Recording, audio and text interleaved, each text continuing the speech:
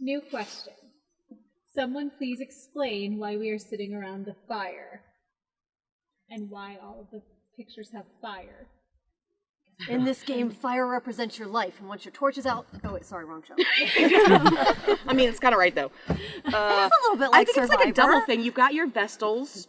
I mean, a lot of the women left over would have been Vestals. I think there are people who still would have been afraid to cross that threshold and injure a Vestal, so probably more of us survived than the other women. Julie, can you explain what the Vestals did so far as stoking the fire of Rome? So the Vestals were basically priestesses of sorts, and they were the only women in Rome that were almost on par with men. They could own things, and they had, with that honor came the responsibility of taking care of the fire, and if the fire went out, it spelled bad news for Rome, and thus it spelled bad news for the virgins that let it go out. So, Elizabeth, do you think that by maintaining the fire, they are going to build a new Rome, or do they just keep it for survival's sake?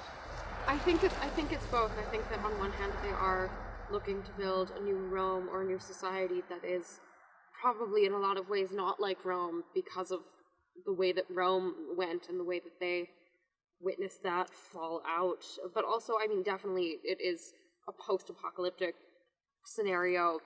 Fire would be helpful. And honestly, I think some of it's just... there's smoke in my eye.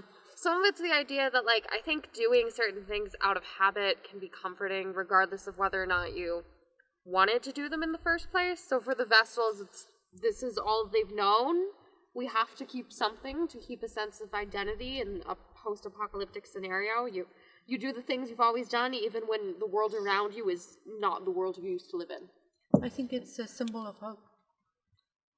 It is the one. It is the one ritual that is necessary for the survival.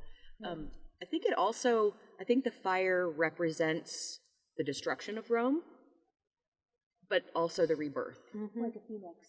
Yeah, very from much the so. ashes Yes. of its own. Yeah, because fire's always been, either the power to destroy or create. Yeah.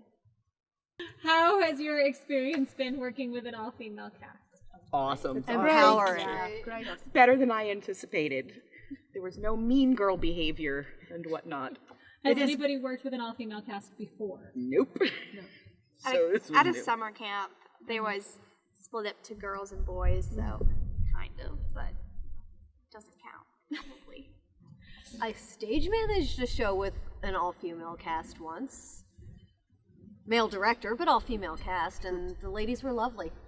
Yeah, I thought my preference was to have some men on the cast, and then we got involved in the show, and I was like, actually, this is really nice. There's no, believe it or not, because everyone thinks that you get a gaggle of girls together and it's drama. It's actually less drama than when we have dudes on our cast. Not even gonna lie, because they are more divas than we are, ladies.